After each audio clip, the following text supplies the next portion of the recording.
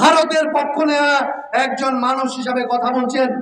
ইতিহাস বলে এইখানকার অনেক স্বৈর শাসককে এইখানকার মানুষ ক্ষমা করেছে, কিন্তু যারা বাংলাদেশের পক্ষ ত্যাগ করেছে 268 বছর আগে বাংলাদেশের পক্ষ ত্যাগ করেছিল মীর জাফর, তাকে এখনো বাংলার মানুষ এই গালি থেকে, এই অভিশাপ থেকে রেহাই দেয় নাই।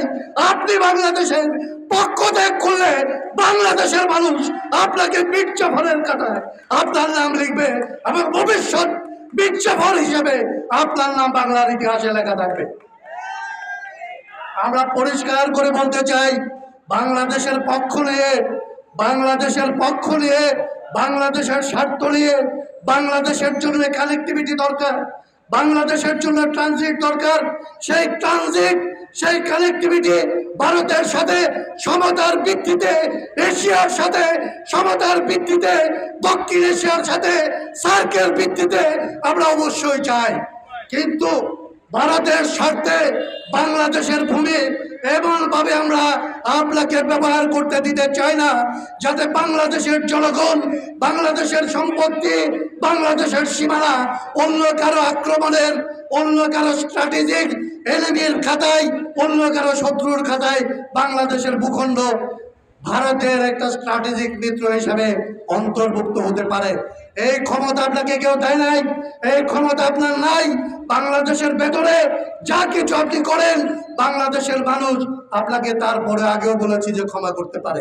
আপনার ব্যাপারে আরেকটা কথা বলে কথা শেষ করতে চাই, বাংলাদেশের পানি কোনো চুক্তির বিষয় না। আমাদের ভূমি ব্যবহার করে কারো আসলে ট্রানজিট হবে কি হবে না, এইখানে আসলে কানেক্টিভিটি হবে কি হবে না, এইটা আসলে চুক্তির বিষয়।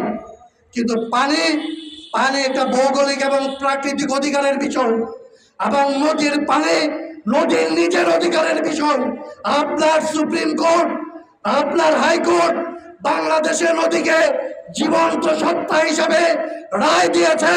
দুনিয়ার সমস্ত দেশ নদীকে জীবন্ত সত্তা হিসেবে স্বীকার করে এবং নদীর পানির সবার আগের হকদার নদীর নিচে, নদী বেঁচে থাকার পরে, নদীর তীরবর্তী মানুষ নদীকে বাঁচিয়ে রাখার পরে নদীর পানি ব্যবহার করতে পারে।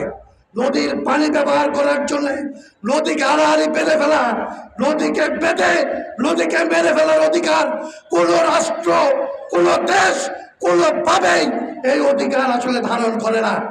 আপনি তিস্তাকে ভারতের অধিকারে দিয়ে এসছেন, আপনি তিস্তার অধিকার ছেড়ে দিয়ে তিস্তা অববাহিকা ম্যানেজমেন্টের ক্ষমতা ভারতের কাছে দিয়ে বাংলাদেশের পানির অধিকার আপনি ছেড়ে দিয়ে আসছেন। এই অধিকার আপনাকে বাংলাদেশের জনগণ দেয় নাই, প্রকৃতি দেয় নাই, নদী দেয় নাই, এটা আপনি করতে পারেন না। নির্বাচিত দখলকার যারা ভারতের পৃষ্ঠপোষকতায়, ভারতের সহায়তায় কিংবা ভারতের স্বীকৃতিতে যারা আসলে এখানে রাষ্ট্রের ক্ষমতা, সরকারের ক্ষমতা দখল করে বসে আছেন, তারা অতি তাড়াহুড়া করে কারো সাথে কোনো ধরনের আলাপ আলোচনা না করে বাংলাদেশের উপর দিয়ে ভারতের করিডোরের যে চুক্তি করেছে, বাংলাদেশের সামরিক বাহিনী এবং বাংলাদেশের প্রতিরক্ষা নিয়ে যে চুক্তি করেছে, বাংলাদেশের সমুদ্র সীমা নিয়ে যে চুক্তি করেছে, সমুদ্র নিয়ে যে চুক্তি করেছে, বাংলাদেশের গবেষণা নিয়ে যে চুক্তি করেছে, যেগুলিকে তারা বলছেন যে এখন সমঝোতা স্মারক, এগুলি চুক্তি নয়।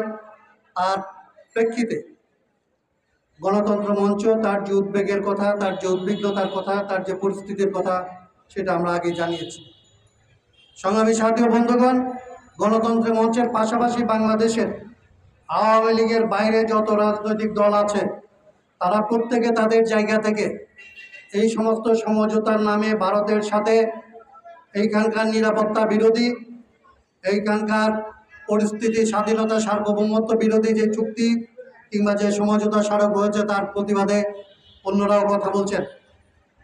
আমরা দেখেছি সরকার, বিশেষত এই সরকারের প্রধানমন্ত্রী, তিনি গতকালকেও এই সমস্ত চুক্তির পক্ষে কথা বলতে গিয়ে বলেছেন যে আমরা ট্রানজিট দিয়েছি, তাতে কি এমন ক্ষতি হয়েছে। প্রথমত আমরা বলতে চাই, আসলে আপনি মাননীয় শেখ হাসিনা, আপনি যেটাকে ট্রানজিট বলছেন এটা ট্রানজিট নয়।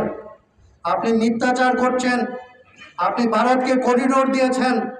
ট্রানজিট আর করিডোরের মধ্যে যে পার্থক্য বাংলাদেশের মানুষ সেটা জানে। বাংলাদেশের মানুষকে এতটা অজ্ঞ মনে করা এবং যেখানে সেখানে যেভাবে সেইভাবে মিথ্যাচার করা, এটা আপনার পদে থেকে আপনাকে মানায় না। ট্রানজিট যদি হয় তাহলে বাংলাদেশকে ব্যবহার করে ভারত হয় থাইল্যান্ডে যাবে, বার্মায় যাবে, চীনে যাবে, অন্য কোনো না কোনো একটা দেশে যাবে। আমরা ভারতকে ব্যবহার করে হয় নেপাল যাব, ভুটান যাব, চীনে যাব, অন্য কোথাও যাব। আপনি যে চুক্তি করেছেন আজকে এগুলিকে কানেক্টিভিটির কথা বলছেন, এই কানেক্টিভিটি ভারতের কানেক্টিভিটি তার নিজের সাথে নিজের, অন্য কোনো দেশের সাথে তার কানেক্টিভিটি হচ্ছে না। এই যে বিষয়গুলি, এগুলি নিয়ে যে মিথ্যাচার আপনারা সংসদে দাঁড়িয়ে করছেন, প্রধানমন্ত্রী হিসাবে করছেন, এইটা কোনোভাবেই আপনারা করতে পারেন না। আপনি আমাদের দেশের প্রধানমন্ত্রী, আপনাকে নিয়ে আমাদের অনেক অভিযোগ আছে, আপনার বিরুদ্ধে আমাদের অনেক কথা আছে। আপনি বাংলাদেশে অনেক ধরনের নিপীড়ন নির্যাতন চালান, এটা আমাদের অভ্যন্তরীণ বিষয়।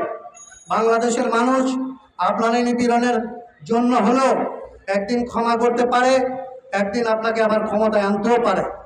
কিন্তু আপনি যদি বাংলাদেশের সপক্ষ ত্যাগ করে ভারতের পক্ষ নেন, বাংলাদেশের মানুষ বাংলাদেশের পক্ষ ত্যাগকারীদের কখনোই ক্ষমা করে নাই। আপনি ট্রানজিটে করিডোর বলছেন এবং করিডোরে কোনো সমস্যা দেখছেন না, তার কারণ আপনি বাংলাদেশের পক্ষ থেকে বাংলাদেশকে দেখছেন না। আপনি ভারতের পক্ষ থেকে ভারতের চোখ দিয়ে বাংলাদেশকে দেখছেন, এই জন্য আপনি বাংলাদেশের কোনো সমস্যা আপনার চোখে পড়ছে না।